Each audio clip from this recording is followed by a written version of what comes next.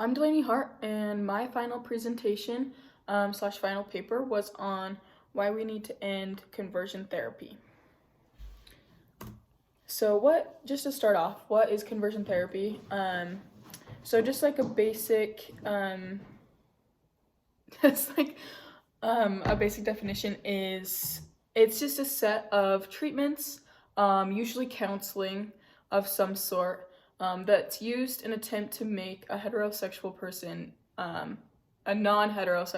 heterosexual. So that could mean someone who's bisexual, someone who's gay, someone who's pansexual, or it's also very commonly used to um, change someone who is transgender, or um, basically used as to like bring people back to normalcy or back to straight or cis gendered as well. So the history and origins of conversion therapy. Conversion therapy has been going on for a little while now. It started in 1899 by a German psychiatrist named Albert. He created this treatment through several experiments, in attempt to manipulate a homosexual man's sexual impulses. He presented his findings at a conference. So basically, he went up on stage and he claimed that he'd used hypnosis to divert a gay man's interest in men. He said that the man no longer has a desire to be with men at all, and that his sexual preference is now women. He said, and he was bragging, he was very boastful about how it only took 45 hypnosis sessions and a couple of trips to brothel, and he was straight again. So, and he unknowingly just jump-started this phenomenon now known as conversion therapy, and ever since then, people have been trying to perfect this conversion therapy, this way of, turning people back straight, or, yeah. What's LGBTQ plus? LGBTQ plus stands for lesbian, gay, bisexual, transgender, queer, or questioning, and the T stands for many other sexual orientations and gender identities. And what are the histories and origins of that? So LGBTQ is a community that is built to be a safe place, built for inclusivity, just like for people to find other people that they relate to, and just kind of feel welcome. The community started to grow in the 20th century during the human rights movement. So that's not saying that LGBTQ plus people didn't exist until the 20th century, but more organized protests, meetings, that kind of thing started in the 20th century.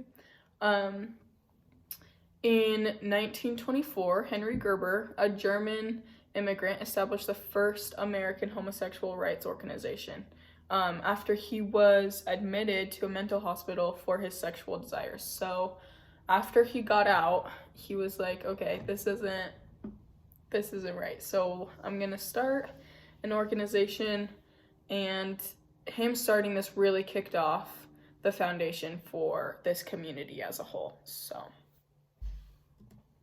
what are the success rates?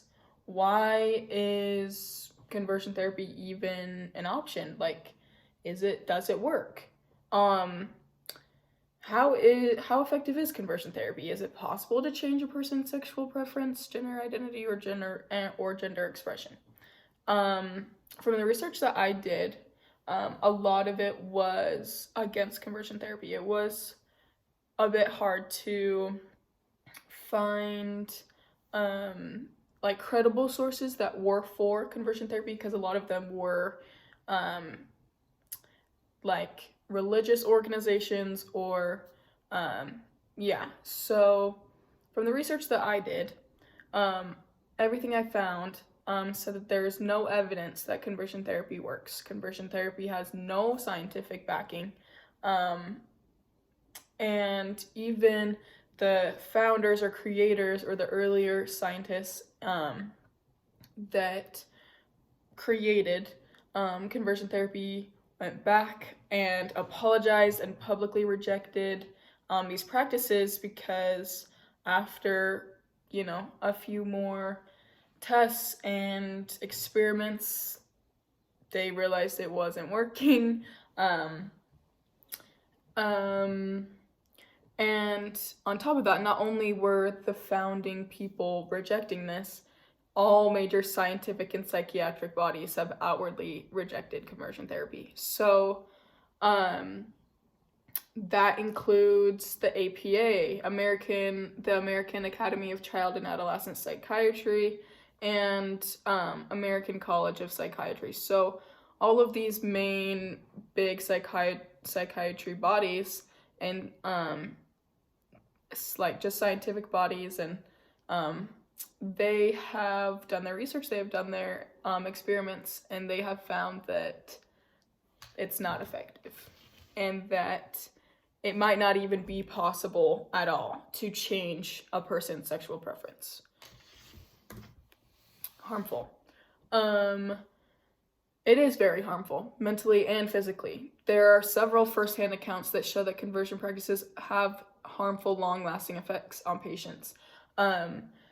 People who have gone through conversion therapy or been patients of conversion counseling are far more likely to commit suicide, have substance abuse problems, have clinical depression. For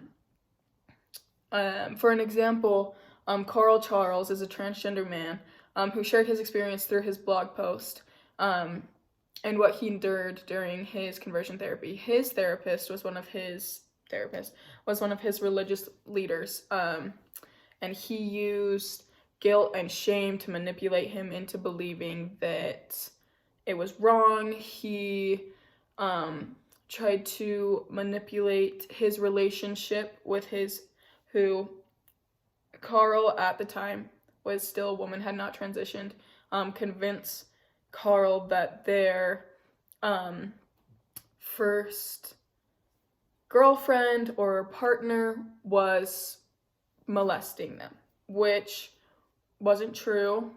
They were just dating, but they were both girls. So, and then in many cases, the abusive treatments affect the patients emotionally and mentally. Guilt and shame are commonly used as a way to manipulate them into believing that homosexuality is wrong, or and then some other cases, though, have affected patients physically. For an example, there are several people that have claimed that they had to endure a shock therapy where they would get shocked, or they would be shown a picture with homosexual content, and then they'd be shocked repeatedly to kind of teach them that it's wrong. In my last slide, it says, if conversion therapy is so bad, what's being done about it? There are several organizations and groups actively fighting to bring awareness and end conversion therapy. Along with organizations taking action, there are also legal precautions that have been taken. Utah, California, Colorado, Connecticut, Delaware, Hawaii, and Illinois, as well as many others, have all passed laws restricting and banning conversion treatments. So obviously, if states are taking action in, banning and putting restrictions on this, it shouldn't be existing anymore. If it's not working, there's no scientific backing. So that's my presentation.